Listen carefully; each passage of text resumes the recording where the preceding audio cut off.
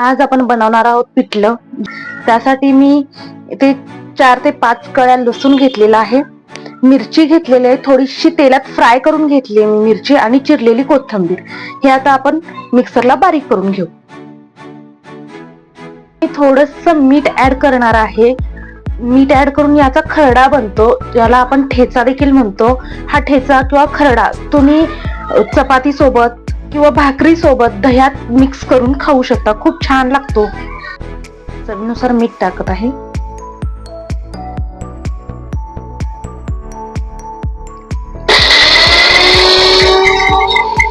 आपला खरडा किंवा ठेचा हा तयार आहे.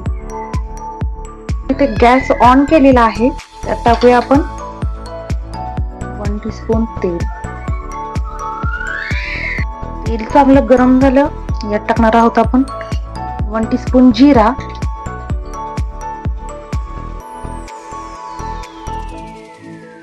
त्या चांगला तडतडला आहे. आता आपण यात टाकणार आहोत कांदा,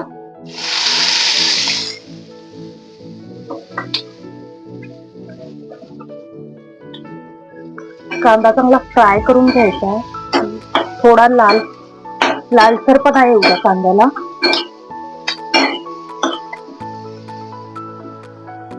कांदा सोनेरी रंगावर परतला गेला आहे. आता आपण यात ऍड करूया आपण जो मगाशी खरडा बनवून घेतलाय तो.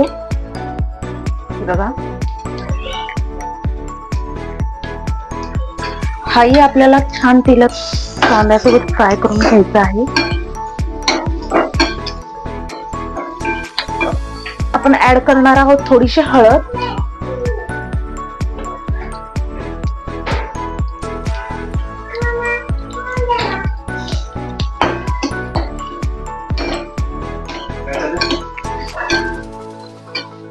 त्यानंतर यात ऍड करणार आहोत आपण दाण्याचं कूट. हे बघा, 2 चमचे दाण्याचं कूट घेतले आहे मी.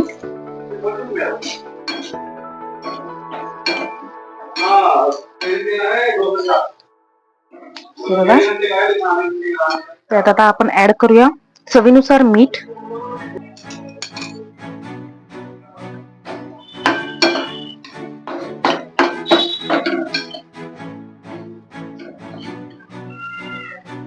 आता आपण ऍड करूया पाणी.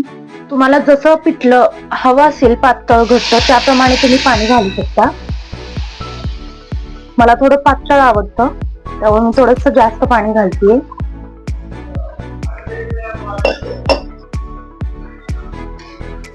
याला उकळी आली की आपण ह्यात बेसन ऍड करून घेऊ.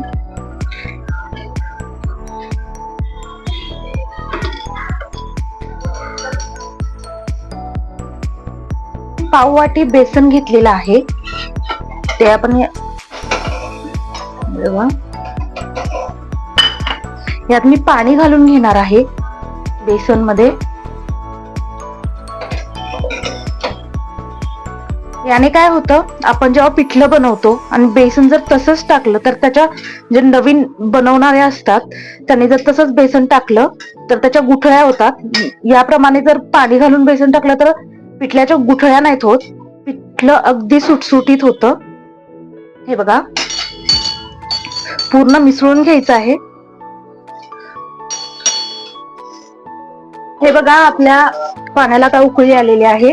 त्याचबरोबर मी जे बेसन मध्ये पाणी घेतलेलं आहे ते आपण आता यात ऍड करूया.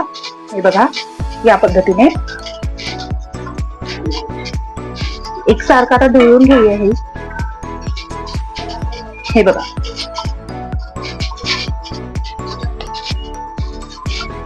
थोडा वेळ झाकून ठेवू, 5 मिनिटं झाकून ठेवू. मिनिटं झालेले आहेत आणि बघू शकता आपलं पिठलं ती रेडी आहे. मला थोडस असं पातळ आवडतं, मी असं बनवलेलं आहे. जर तुम्हाला अजून घट्ट हवं असेल तर थोडं पाणी तुम्ही कमी घालू शकता. तर याच्यावर आपण आता गॅस बंद करूया. याच्यावरती टाकूया कोथिंबीर.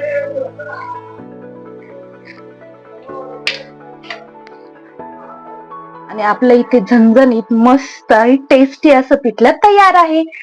जर माझा व्हिडिओ आवडला असेल तर लाईक करा, शेअर करा आणि सबस्क्राईब करा मराठी किचन्सला.